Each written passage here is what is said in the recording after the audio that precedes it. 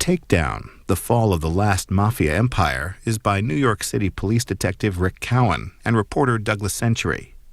It's their account of the breakup of the mafia garbage cartel in the 1990s. They spoke at the South Street Seaport in New York City for about an hour. Good evening and welcome to the South Street Seaport Museum's Melville Gallery and our Arts and Letters program. It's a real pleasure tonight to welcome you here for the first of three events related to crime in New York City, and it's an especial pleasure to introduce the first of the three. Tonight we are going to have two people who will be reading from and discussing a book that they have just spent a couple of years working on. It's called Takedown, The Fall of the Last Mafia Empire, and it is about the longest and most successful investigation of organized crime ever undertaken by the New York City Police Department. It resulted in 75 convictions and the end of the garbage mafia cartel that ruled how much people had to spend to take away private waste in various companies around the city. The two authors whom I'm about to introduce are people I've both known and met for a while. Doug Century is someone I'm very happy to be inviting back to the second reading I've done with him.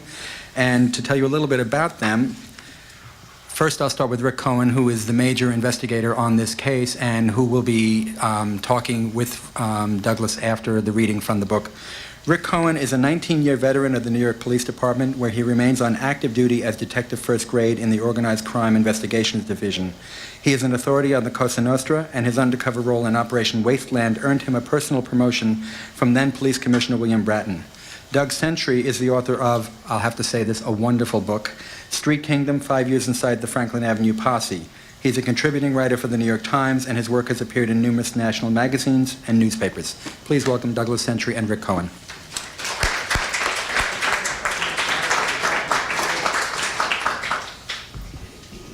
Steve, thank you for having us.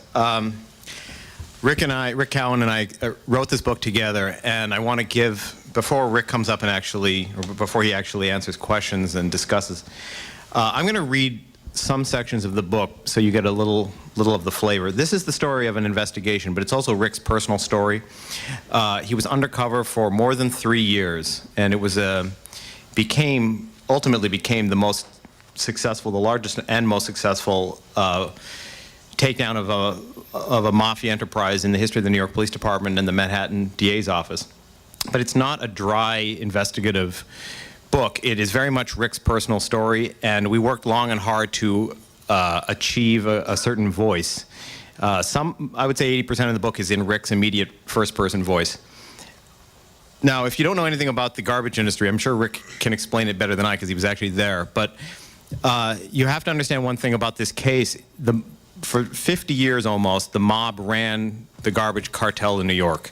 We kind of explain in the book how that happened, but, sorry, can you hear me okay in the back? If you've watched mob movies, you tend to see things like prostitution and illegal gambling and all these, which have been the bread and butter of the mob. But there was no industry that was a bigger money earner for them than garbage. We're very close to the Fulton Fish Market here. That also was taken down in a big investigation during the Giuliani administration.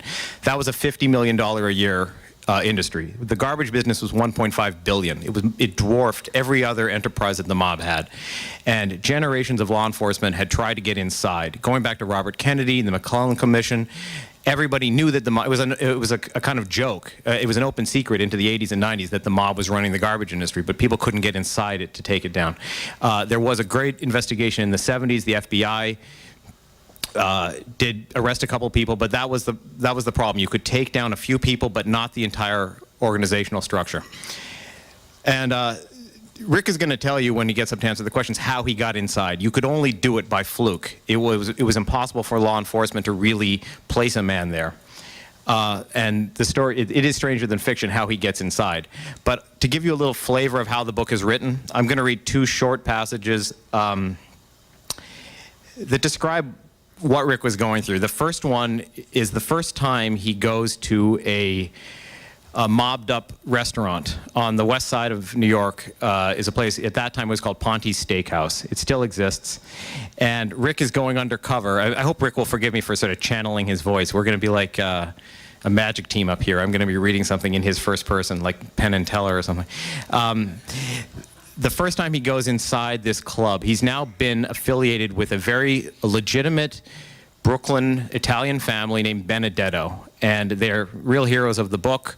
Rick has been working in this industry now briefly, but he has never gone to a restaurant that's been frequented by the mob wearing a wire. And the significant thing about this case to know is that briefly I'll tell, there's two different devices, two different styles of devices that detectives and FBI guys wear. One is a body recorder, and it's kind of an interesting theme within the book, how the technology keeps advancing as the case is going on. So in the early days, they have very primitive, large metal boxes that they have to strap on themselves. It's called a Nagra. Later on, they have a device called a Jaybird. Those are body recorders, and that allows him to tape people up close and personal. But they also have a transmitting device. And this scene is about how he has a problem with the transmitting device. And I'll just begin to read it. So this is Rick speaking. Rick would probably read this himself, but it's not. I don't think it's part of a detective's job description to be doing literary readings. He's become an old hand at answering questions about the case. So this was the first meeting at Ponte's Steakhouse in 1992. It was a Christmas party. I decided to strap on both a Nagra and a Kell that night at Ponte's. No matter how carefully you prepare, there are always technical problems. You lose parts of conversations, get squawks and static and dead spots. And I was so keyed up going to Ponte's, I didn't want to lose anything. We were going to a combination Christmas party and meeting of the New York Association of Paper Mills, Dealers, and Suppliers. Sal. Now, Sal is the man who has let Rick work in his company. Sal is a legitimate businessman, and he's basically vouching for Rick. A real hero of the book named Sal Benedetto. Sal was on the board of directors. It was the only association that the Benedettos belonged to, a legitimate group that met every few months to exchange new information about the industry and gave real paper dealers a chance to network. It was at Ponte's that night that I first saw the whole landscape. It was a perfect night to observe Angelo and his double life. There was the legitimate paper people meeting in one room, and then in the back room, playing poker, there were all the wise guys, like Joe Francolino and Ali Shades. The hoods would come out from their card game to troll around the bar, puffing cigars, looking to put the arm on legit guys. Sal threw a little chum in the water. Standing at the bar within earshot of a couple of his friends, he muttered that I was his cousin Danny, just coming into the paper business from Dom Ben Realty. And I was introduced to several key industry players. The Paper Mill Association had booked a whole room filled with round tables. We had to go around in turn and introduce ourselves.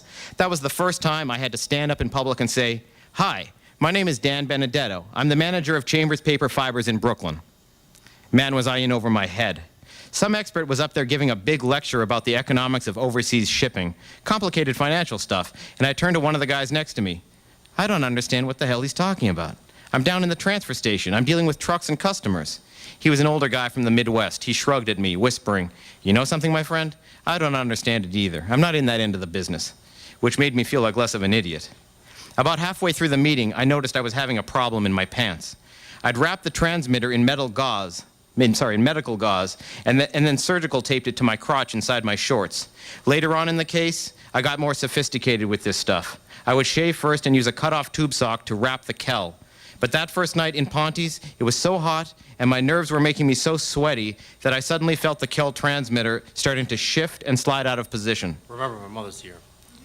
Oh. Well, we're not going to use any vulgarity. This is a little graphic. It had suddenly come loose from the tape and was now pressing directly against my skin. There's a 3-watt transmitter in there, and after a while it started to get hot, really burning me. I had to be careful getting up because I was afraid it was going to fall clear out of my pants, slide right down the pant leg as I passed all the wise guys smoking stogies at the bar. I had to get up very gingerly and start limping towards the bathroom. The coast looked clear, but as I ducked into the men's room, I got that feeling of someone coming up close behind me. And when I glanced back, I almost crapped my pants. It was Joe Francolino. If there's one guy in the world I didn't want catching me with my pants down, it was Joe Francolino. They called him Joey Cigars, John Gotti's hand-picked guy. Actually, at that unpleasant moment in Ponte's, I really didn't know much about him, besides the fact that he was a fast-rising wise guy in the Gambino crime family. We knew he was the number 2 guy in the Gambino garbage club, being groomed by Gotti to take over from old Jimmy Brown. We knew he owned a big company on 19th Street called Duffy Waste Removal. I had been checking with our NYPD intelligence desk, Gambino section, but they didn't have much else. He had never been arrested in his life, not even for something minor, which was unusual for a gangster who'd been on the scene for quite a while. Even the FBI didn't have much on Joe. The one thing the feds did know from their secret tapes made in the apartment above the Ravenite Social Club was that Gotti talked about him quite a bit. They had Gotti on tape saying he personally inducted Joey into the Borgata. After the hit on boss Paul Castellano, there were many guys in the Gambino family still faithful to Big Paul, and Jimmy Brown was one of them. But Joe Francolino was considered a true blue Gotti loyalist. He dressed flashy, walked with a strut just like John coming down Mulberry Street. That night at Ponte's, he had on a $3,000 Italian suit, gold cufflinks, silk tie. There were fat diamond pinky rings flashing on one hand and a freshly lit cigar between his teeth. Joe was in his mid-50s, and he wore his thinning hair in these short, curly bangs, a little like Julius Caesar. He was a very intimidating presence to be alone with. Not the tallest guy in the world, maybe a shade under 6 feet, but he had the most intense stare in his blue-gray eyes, and the broken boxer's nose that let you know he was no fake tough guy. Tonight we were alone in the men's room together, and Joe started unzipping. I made a beeline for the stalls. The pain in my crotch was excruciating. I couldn't wait to pry the burning Kell device off my skin. But the whole time, Francolino was taking his time, lurking right outside the stall, and I didn't dare start stripping off the surgical tape. I don't know what Tony Mazziotti and the rest of the field team actually heard. Some rustling, maybe some breathing. It's really not something they can prepare you for in the police academy. How to sit on the crapper, remove a Kell transmitter from your package without making a sound, while a gangster is standing 3 feet away from you taking a leak. At last I heard Joe leaving the bathroom, and I started to tear off the surgical tape. With a little adjustment, I got the Kell transmitter back in position and made it out of the bathroom. It was a small miracle that I never raised anybody up. I came back into the Paper Mill Association meeting, took my seat next to Sal and Johnny Tuzio, still struggling to understand the lecture in progress. But after my encounter with Joe Francolino, I found myself even more distracted. For the rest of the night, I kept glancing back at the bar, where Joe and Ali Shades and the other flashy mob guys were laughing and bellowing over their martinis and cigars. I hoped that someday, with a little luck, I'd be standing there in the clouds of cigar smoke, laughing it up with them. Well, what happens in the case is that Rick does, as playing the role of Danny Benedetto. He goes inside these clubs.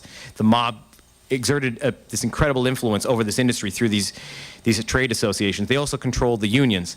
So it was a perfect criminal monopoly. And you know, since we have the actual real McCoy here, I'm not going to read much more, but setting up that scene, he has this encounter with Joe Francolino.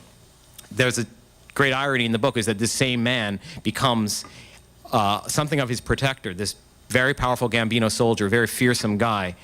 I mean, you have to read the book to see how that happens, but bit by bit, over the course of many, many years, Rick gets closer and closer to the power of these mob. You know, first it's just connected guys, meaning not inducted members in the mafia, but then ultimately he gets very close to this Joe Francolino. And I don't see Tony here yet, but I was going to read a funny part of the book that had to do with Tony. Do you see Tony? No. Okay. Good security Tony's providing right now. This is towards the end of the book. Rick has spent now years ingratiating himself, getting to know these powerful mobsters, and he's just gone to a Christmas party.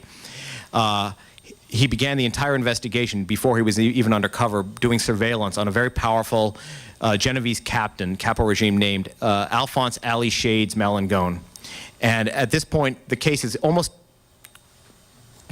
going along so well that he knows pretty soon he's going to be coming out from the undercover role, and he's able to let loose. He's now really transformed himself into this person that he was claiming to be, and he's at a Christmas party at Ali's club. And the one thing to know about this scene is that now Joe Francolino, the gangster that he had the run-in with, has now really become his protector in the industry.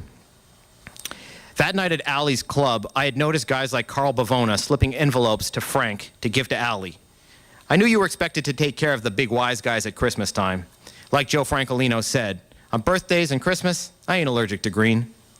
I came by the Gambino Club and asked Patty Pecoraro what I should do about Joey's Christmas tip. I'm going to be Danny Claus this year, I said. Danny Claus, Patty laughed, nodding, rubbing his thumb and fingers together. I picked out a nice Christmas card for Joe and slipped 5 crisp C-notes inside. I also got him a big box of his favorite cigars. Just before the holiday, we had dinner at Piorino's on Reed Street. It was a fine night of pasta and red wine and bid rigging. We were scheming to rig the bid for the Waldbaum supermarket chain. At the end of the night, we paused in the vestibule to say goodbye. "Joe," I said, "I just want to thank you for everything you've done for me and my family. We do appreciate it. I want to wish you and your family a nice holiday." Then I gave him a big box of Te Amo Toro cigars. "Ah, thanks, Danny," Joe said. Then we kissed each other on the cheeks. Of course, the kiss between two men is fairly common in Italian culture, but among wise guys, it's truly a gesture of respect. Every Wednesday night, John Gotti loved to stand outside the Ravenite on Mulberry Street, accepting the kisses of guys like Jimmy Brown and Joey Francolino. My point man on surveillance that night was Bobby O'Donohue, who's not a cop, he's an investigator in the DA's office. Bobby was parked close by, operating the Kell booster, keeping a careful eye on me. Bobby was a typical conservative Irish Catholic from Queens, and he often said, "There's only 2 times in your life when you touch another man. That's when you're shaking his hand and when you're knocking him out." Bobby was in the unmarked car with the Kell booster, and when he saw Joe and me embracing and kissing, he started broadcasting over the radio to the rest of the field team. "Jesus, you won't believe what just happened. Danny's in the foyer with Francolino, and Francolino just slipped his tongue down Danny's throat. Ah, I'm getting sick." Everybody in the surveillance van burst out laughing, and Bobby kept going on with this. It became a source of comic relief for months throughout the grand jury testimony and the trial. Bobby would tell everyone, the brass, the DAs, anyone who would listen, "I've seen these guys French kissing each other," and then make a face like he was going to retch. When I left Piorino's that night, I circled around, cleaned myself of any possible tails, then drove down to the old sailor's home below Battery Park City, parked and walked down to the waterfront. In a few minutes, Tony Mazziotti and Bobby O'Donohue showed up. Bobby jumped out of the car like it was on fire, hollering, "Dan, you're letting me down. You're grossing me out. What are you doing letting Francolino slip his tongue in your mouth?" Even Tony Maz was getting in on the act. "You two friggin' lovebirds." But Tony and Bobby both knew that this was our best night yet. A great conspiracy captured on tape, ending with a sign that I had fully become one of the big boys. We're now greeting in the most intimate mob fashion. Joey Cigars doesn't go around kissing just anybody. Okay, so that's a little flavor of how the book is written. But I want to now open it up and have you actually talk to the man himself because he's here. And I'll moderate, but I mean, if anybody has any more general questions about the industry or the role, the investigation, because Rick was the key undercover in this investigation, but the investigation was a massive undertaking. And, you know, it takes 352 pages of the book to really get a sense of the scope of this investigation. But at this point, I think we should just open it up to anybody's kind of, the first question already.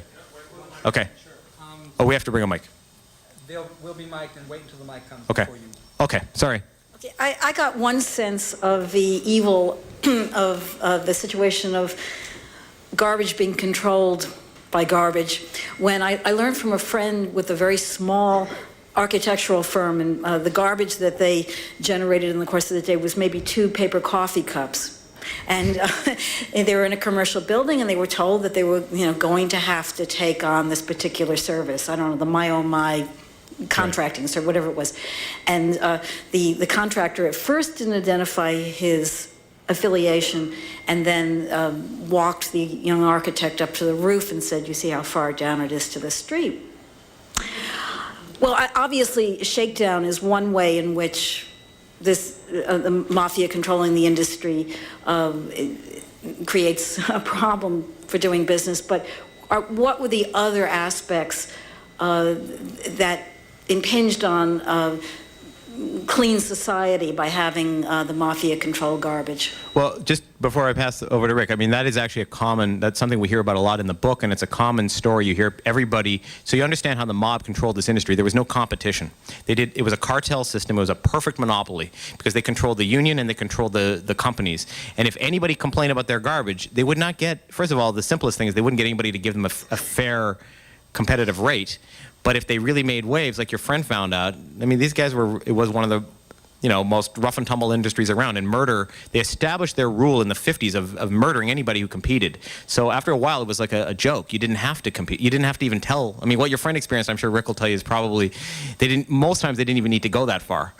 But at this point, now that we've had the first question, I'm going to pass it over to Rick, and he is the expert on all things relating to the garbage and certainly this case. Thank you. I'm Rick Cowan, as Doug said. I was the undercover in the case. Those stories are 1,000. They're a dime a dozen. Excuse me.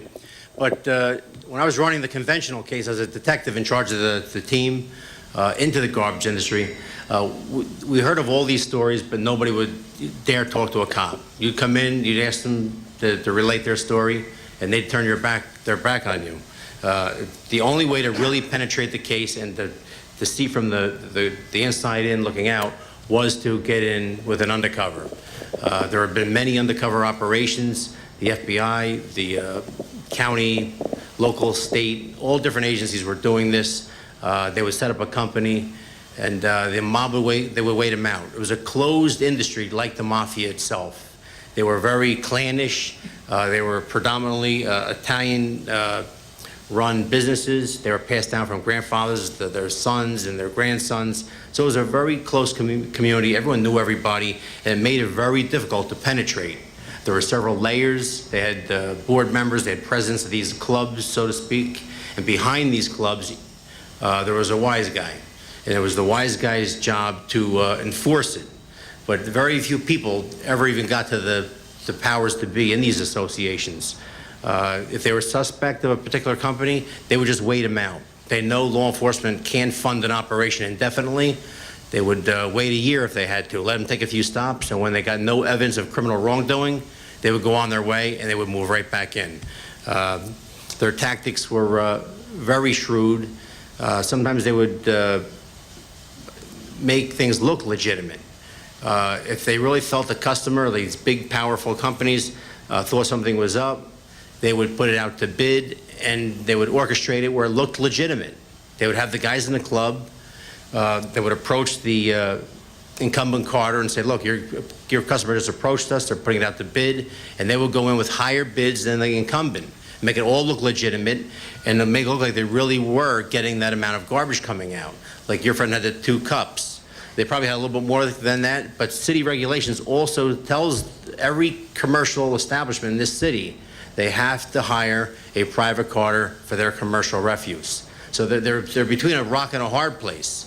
Some of the garbage was so minimal it's not even worth picking up or charging these people. Believe me, these people would charge them through the nose.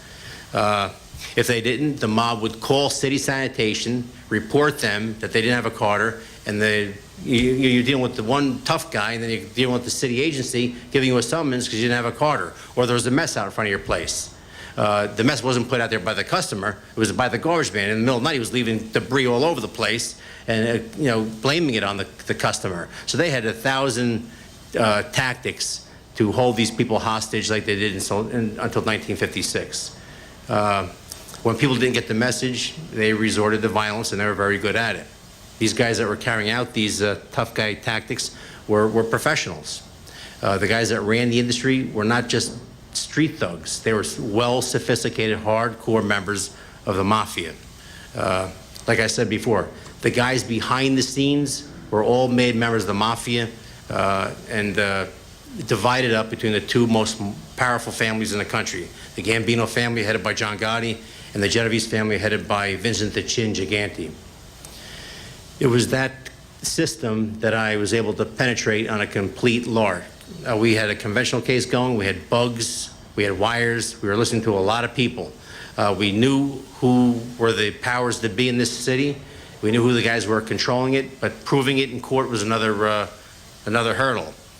How it all started was we got wind of a firebombing of a garbage truck on the Brooklyn waterfront.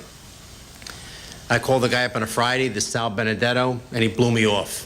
So I thought it was just another dead end. But trying to make something out of nothing, I called him on Monday, and I said if he could just give me 5 minutes of his time, I'd like to talk to him. And to my surprise, he said, yeah, come on down. So I went to see him, and I walked into this huge old transfer station. First, I got lost going there. Great detective. I go to look, I can't even find the damn place. I got lost. I ended up in Manhattan twice. It was embarrassing, but I eventually found the place, and it was a big old-fashioned building, cobblestone streets, real old New York. I went into this place and I met a very big, heavy-set guy, fast-talking, and as big as he was a fast-moving character, Sal Benedetto. And I never heard about him. I didn't know who he was. I was careful with this guy because I really wasn't sure if he was part of the fold or not. So 10 minutes into the interview, his shop foreman came barging in and said, Sal, I'm sorry to interrupt, but the guys that blew up the truck just drove by. My partner and I think we have an unbelievable breakthrough that we could actually maybe go out, get a license plate, and possibly make an arrest. I got up, I ran out with my partner behind me, the owner behind him, and the manager behind him. It was a whole line of us going out the front door. As we went out the front door, unbeknownst to us, the two thugs were coming in. And the first thing I saw was two guys, one large guy in front of me, and one guy to the right who had a gun in his pocket and went like this. And the second guy, who was built like a heavyweight fighter, put his fist in my face. And we had a very violent confrontation where I thought any second a shot was going to be fired and someone was going to be shot. The only thing I had to do was to try and defuse the situation. I had been in undercover before. Cops do this every day out in with disputes and all. So this was just, matter of course. So I tried to calm it down, and in doing so, I asked the guy who sent them, and he asked me who I was, and without any plan, I didn't even know this guy, Benedetto. He said, "That's Cousin Dan, he works here." But I continued talking a mile a minute. If the guy was asking me what my name was a minute later, I wouldn't have known it. But we continued talking, and the guy said, "This is a serious problem. It's not going to go away. You got until 2 o'clock to call me at this number. There's going to be a sit down, and we want to know what your intentions are." So that was a major break in a case that was not a company like the previous law enforcement agents had done. This is a company that had been around for 100 years, and a well-established company, well-known company, and a company that had been from Krakow, Italy, where a lot of these garbage men had come from, some of the prominent carters in the city. Paper guys and garbage guys. Ponte was a garbage guy and a paper guy. There were other guys that were garbage people. They came from the same town, Krakow, Italy. It's a desert-type town in Italy, like the ones shown in the Godfather movie. We thought this would be a short-lived case, maybe a few months. It led to a few meetings. We got a bug put in Sal Benedetto's office. We arranged for future meetings where these guys came down. They threatened us, these two thugs. And lo and behold, the conventional end of the case, where I was doing conventional detective work, identifying subjects, running eavesdropping, phone taps, bugs, all that sort of thing. All these guys that we had identified as the powers that be in the city, in this industry, started coming to this company, legitimate company, that started strong-arming them. Because in the early 90s, the garbage business and the recycling business clashed heads because of the city's mandating source separation laws. So I was right there at the right time. When the cartel, the mafia machine, began putting the arm on the Benedetto company, I was there, and none of these Benedettos would meet any hoods. They didn't want anything to do with these people. They, for years, avoided them, but now that their industries were clashing, they felt they had no other choice but then to call the police and cooperate, otherwise sell their company, and they didn't want to do that. So I was their point man. I was Danny Benedetto. And like I said, we thought it would add to a few months. We would get the behind-the-scenes guy who sent the two thugs down, who was very close to the infamous Captain James Jimmy Brown Failla of the Gambino family, and Joe Francolino. But when these cartels from the Bronx and Brooklyn and Manhattan started coming towards us, the case got much deeper. And as the undercover role began to take a life of its own, the Dan Benedetto role really expanded, and the Rick Cowan life really shrank next to nothing. And this is how it went on for several years. My wife Claire and I, were living on Staten Island. That's the mob capital of the country. It's like Mafia Central. They're all over the place. So it was difficult to bob and weave for that long. There was a guy that lived a few doors away in our condominium who was called Jimmy Garbage, and he knew me as Rick. He didn't know I was a cop, but he knew me as Rick. And I was always worried about going to these transfer stations, other guys' companies, and that I would run into him. And he would know me as Rick in the condo in Staten Island, and not Dan Benedetto living in another part of Staten Island and operating a very large garbage company.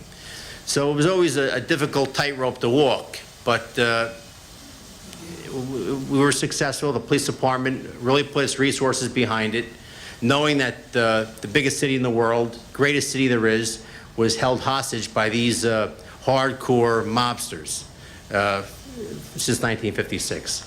So they really went at it very aggressively, and I felt it was my job to pursue it just as aggressively. And in the end, I'm proud to say that I was a part of it, and I'm glad that we were able to take this cartel down. We took down the board members, the vice presidents, the presidents, and the behind-the-scenes guys that were the soldiers and captains or capos of the Genovese and Gambino crime families. And I did that by being extorted by them, pressured by all these garbage clubs, and became, for the first time in all these years of all these investigations, it was the first time that a member of law enforcement became an accepted member of the mafia criminal club, the enterprise. And that's how we took it down. All their secret ways of bid rigging, all the ways of camouflaging extortion payments through dumping bills that were tax deductible. Uncle Sam had to, foot the bill there. They had every way. They had this thing down to a science, and we took it down. 72 indictments and 72 convictions. Just before we take the next question, I just think, going back to your original question, I think it's one thing, you asked like what was the other negative impact on the city? I wonder if there are hard statistics. Oh yeah, well.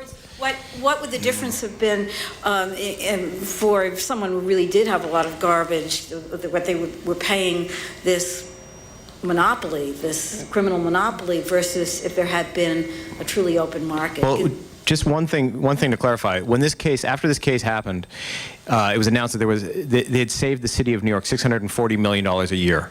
So the overcharging to the consumer of New York was, the mob was charging 40% roughly more than it should have. And Giuliani himself, I mean, this was one of the biggest accomplishments of his administration, said that this by itself, the mob tax on garbage, was contributing to the cost of living in New York being much higher than anywhere else in the country. So it had a big negative impact on everybody that lived in New York. And of course, if you had a small business, everybody had to pay an exorbitant rate. So it hit everybody. Sorry, there's a question in the back from the man in the white shirt. Yes. Hi.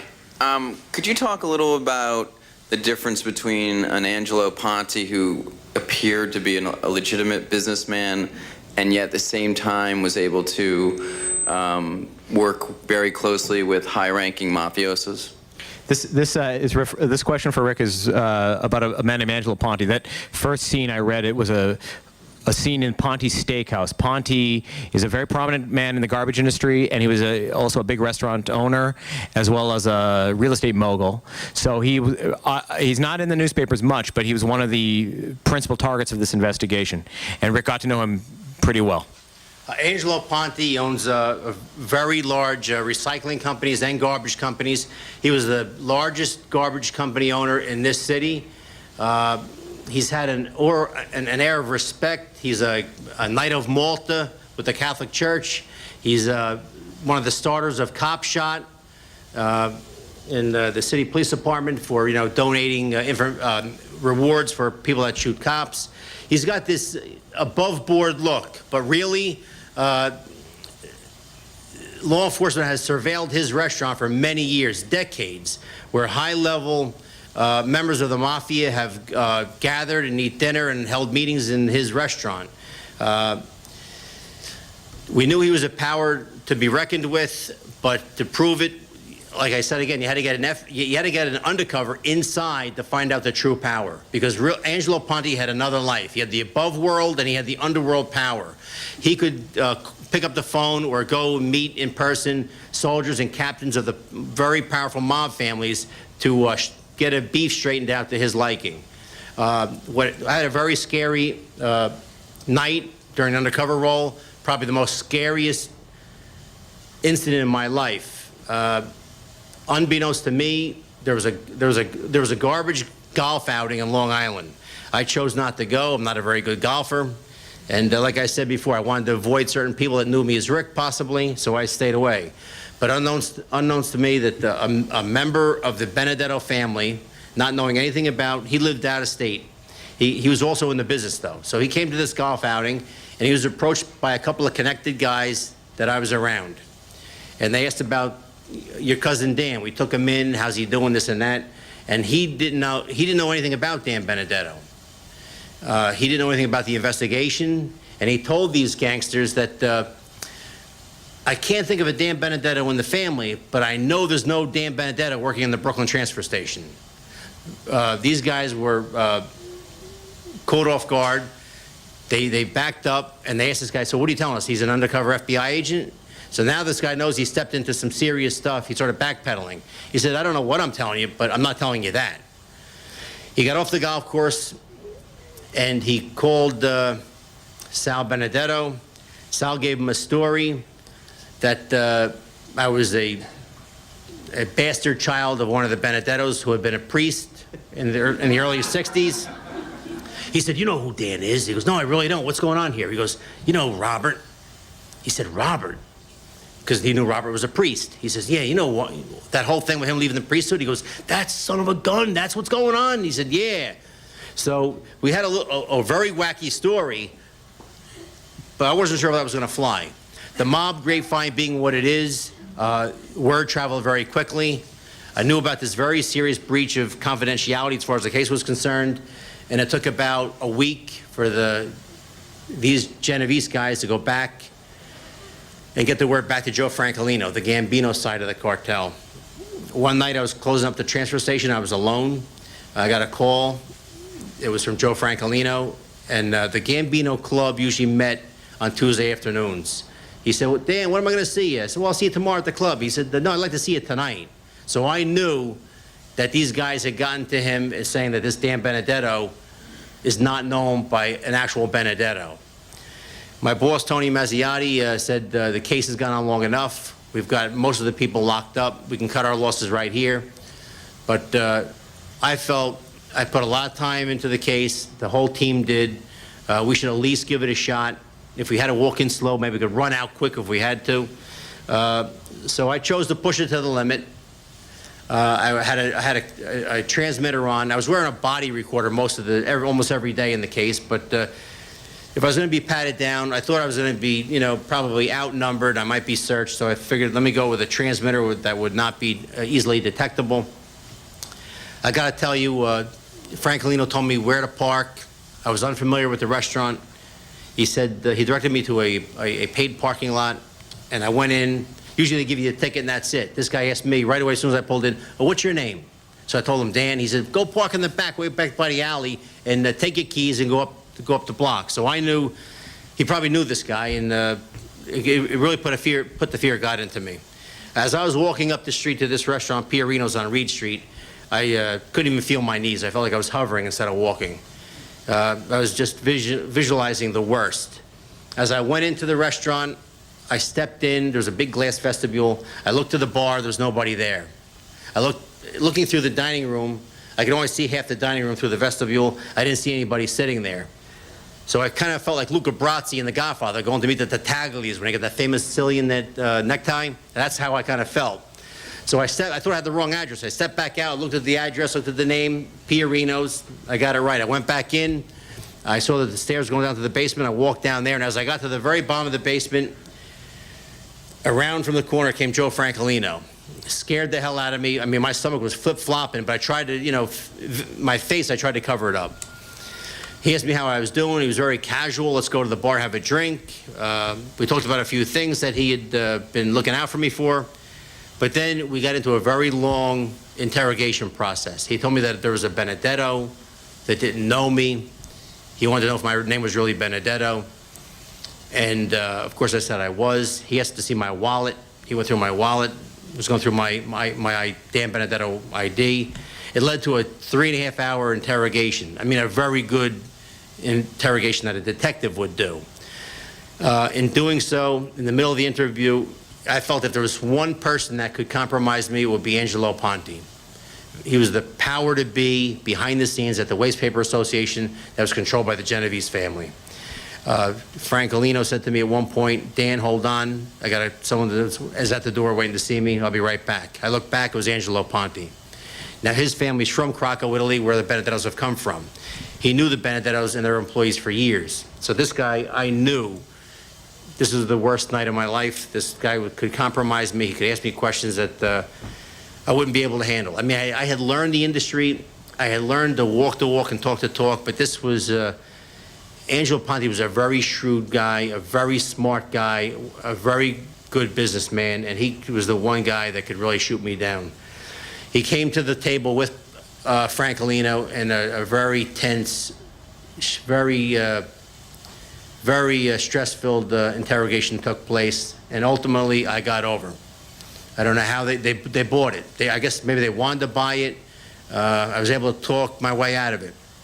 And from that point on, I got very, very close to Joe Francolino. Through him, I got close to the Genovese captain, or capo, Ali Shades, and the Genovese, who was controlling two of the associations for the Genovese family. And that inside look was their death knell. That was it. It's a long and protracted investigation, and you were deep undercover. Can you just describe for us or walk us through what a typical day was for you, where you have this family and you work for the NYPD, but then you have to get into your character and what that was like and what the day was like? Yes, my day, I would get up about 5:30 in the morning. I'd drive to from my home as Rick Cowan. I would drive over to an apartment building in Staten Island. I would switch cars. I would drive the chambers, and I would collect all the dump tickets. I would go over the work that I had to do as a garbage guy and young recycler. I would see that trucks were picking up their stops when they were supposed to, and dealing with all kinds of situations. I mean, you try to focus on the police investigation as an undercover and your job also as a recycler running a transfer station. But we had 4 floors of tenants over the transfer station, and the wackiest, most unbelievable incidents would occur throughout this case. Landlord-tenant disputes. I'd have these crazy people screaming about this one's doing this and doing that, and they're trying to open up a nightclub and all these kind of crazy things. It was all this unforeseen stuff going on all the time. But I would deal with the industry stuff during the day. I would get phone calls from the presidents of the association or the wise guys about getting together for lunch. Of course, they would never say where the lunch is. Certain days I knew where we had to be. They're very cryptic on the phone, just in case law enforcement are listening to us. I knew where to go, and we would have these lunches that would turn into big mega meals. I mean, none of these wise guys miss any meals. I mean, they're all healthy guys. They can eat all day long, and I like to eat, as you could see, but I could not keep up with these guys. We would go out to dinner. We'd have a nice dinner, and the dinners we ate were better than anybody else in the restaurant. I mean, Joe Francolino, when he sat down to eat, did not order off the menu. We had a guy just for us, and like Joe said to the waiter, "So you see my friend's glass? It never gets empty." I mean, we were the kings. That's what's attractive to people in these neighborhoods with these mob guys. It's a culture that won't die. To some extent, it will always be there, because these guys are worshipped like you can't believe, and it will survive. I mean, the level of hoods are not what they used to be, but because of that culture, these guys are worshipped. I got the experience of full force, and it's something to see. So it would be a long day. I would switch cars, go to the transfer station, do the industry work, meet the wise guys, meet the association, scheme, scam, eat and drink. And then I would go home at night. I would drive into the parking lot of the place where I was supposedly living. I would park in the basement garage. I would go out the back door, out the alleyway, out onto the next block where my Rick Cowan car was parked, get in it and go home. The days were very long, and I would do this every day. This is the pattern of my activity. I should say one thing about what Rick did, that he's modest on one level. This case was prosecuted in Manhattan Supreme Court before a very famous judge named Leslie Crocker Snyder.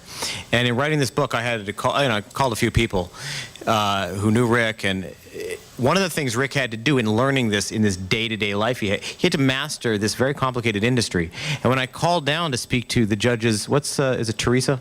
Yes, Teresa, the clerk. She told me a funny story about how, here's the judge, these are legendary jurists and with Ivy League degrees. They all had to learn the same economic details of this case that Rick had to do.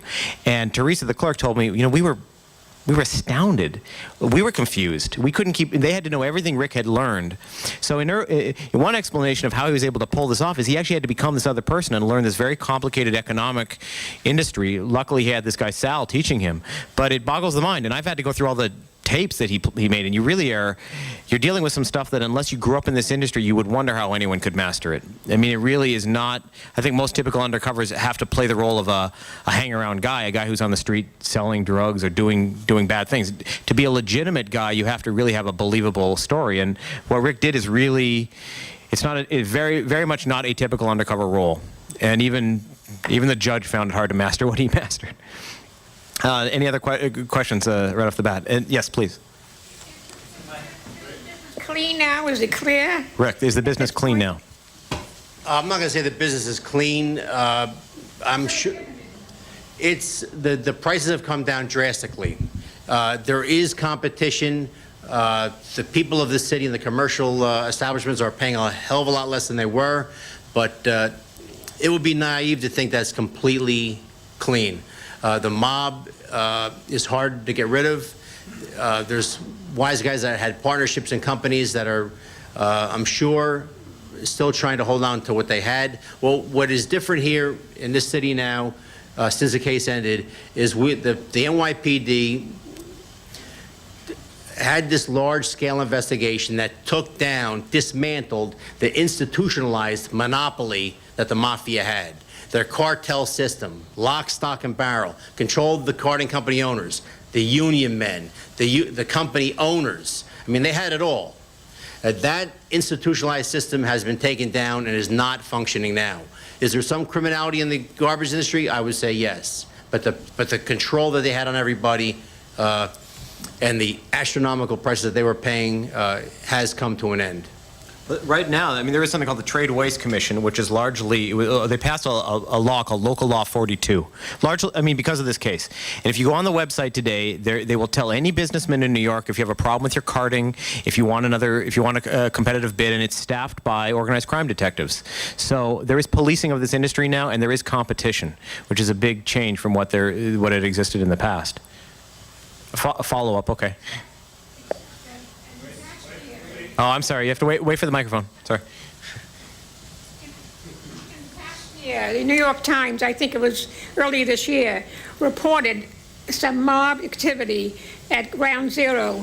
That's demolition. I mean, there's different aspects of garbage. You have to know the details of the industry, but there are demolition companies, and yes, they were mobbed up companies, right, hauling away scrap metal. Yeah, that was a scrap metal case. That was different than the garbage industry or the recycling industry. They were taking some of the metal girders, and instead of going to a metal transfer station, they were diverting it to other places, stealing it. That was localized. It was isolated criminality, not a cartel system. Yes. Well, let's get some other people with questions first. Can you do what you did and then return to the police force and be comfortable that there are no possible consequences of what you did? Yeah, I believe so. My career has changed significantly since then. The police department's taken precautions regarding my personal life, and I'm working more behind the scenes today than I used to before the case. I'm not on the street. I'm not doing undercover work, certainly. It has curtailed my investigative duties somewhat.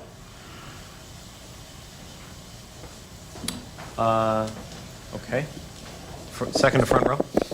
I have a question about how careful these guys are. They evaded police, everybody, FBI for a long, long time, for decades. How did they do that? How good were they at evading people? These guys were very sophisticated. They were well-schooled gangsters. You know, over the years, with all these criminal mafia trials over the last 10 years, you have to testify in court as to how you did it.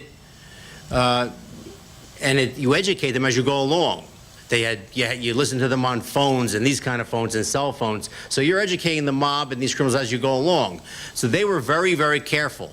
Like Joe Francolino said, he called me down to his office once and said to me, he took the phone off he took the receiver off the phone, held it up, and said, "This is just an ornament. Just moved his mouth, not to talk on the phone.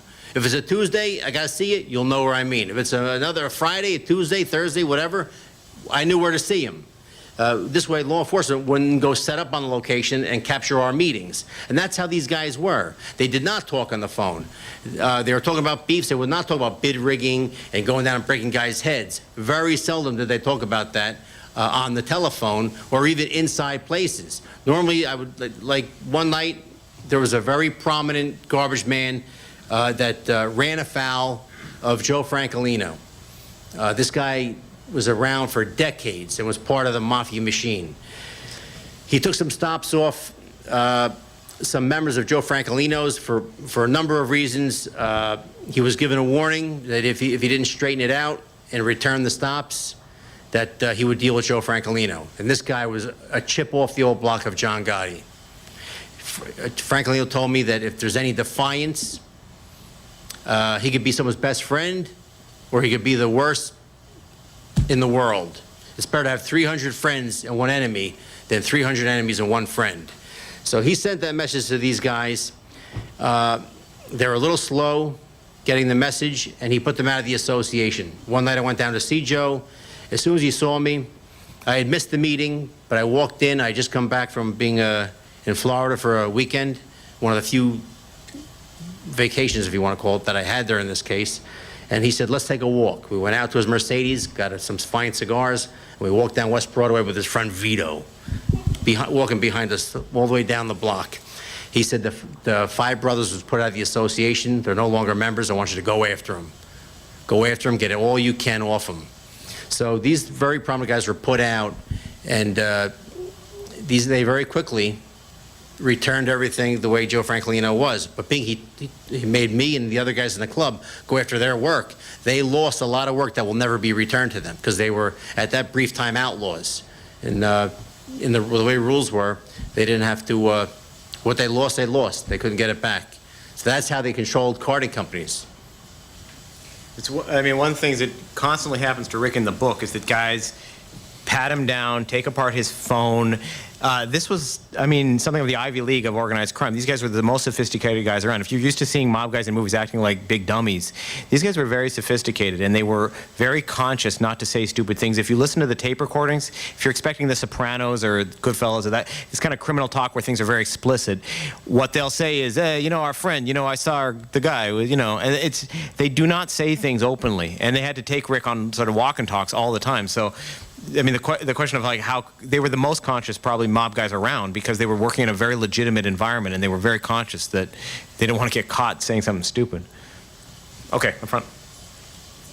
Did you ever hear the wise guys justify what they were doing? Because, you know, you can make, even if it's specious, a case that consolidating certain industries makes things run more efficiently. Did they ever tell themselves stories like that? These guys this system had gone on so long, they believed it was all legitimate. They thought it was okay to do what they were doing. They thought they were saving, like he told me, oh, we're just doing this to save legal fees. But that's not it.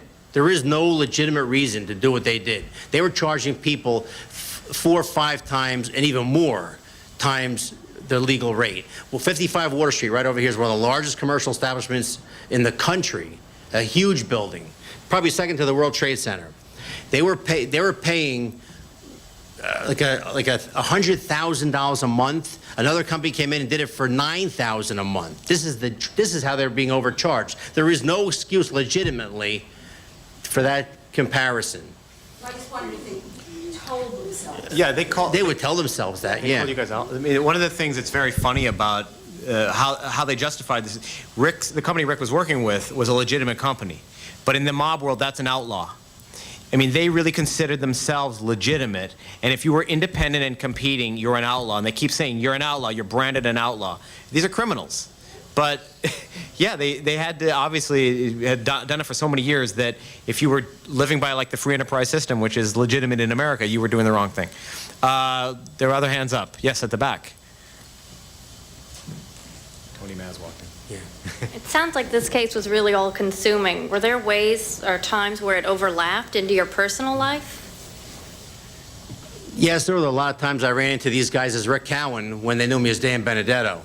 there were some fleeting moments I would pull up on my car, Rick, that comes back to Rick Cowan, but I would see guys from the club that knew me as Dan Benedetto. I easily drove away.